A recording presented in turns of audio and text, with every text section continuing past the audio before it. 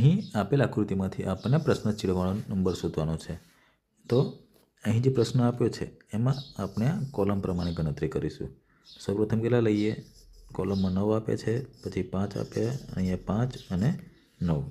હવે 9 અને 5 તો આ બે સંખ્યાનો સરવાળો કરીશું। 9 અને 5 કેટલા થશે? 14।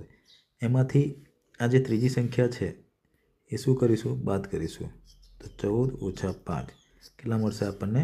9। આ રીતના આપણને કેટલા મળ્યા? 9। એ જ પ્રમાણે આપણે બાકીની કોલમ માટે કરીશું। બીજા કોલમમાં કેટલા છે?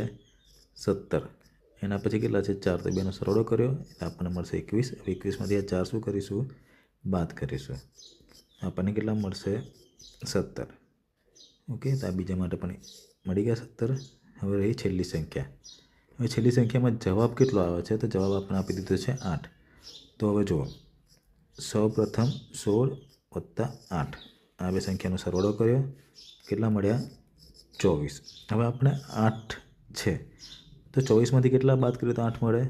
તો કે 16। 24માંથી 16 બાદ કરીશું તો આપણને 8 મળશે। તો અહીંયા કેટલા આવશે? 16, જે છે ઓપ્શન નંબર બી।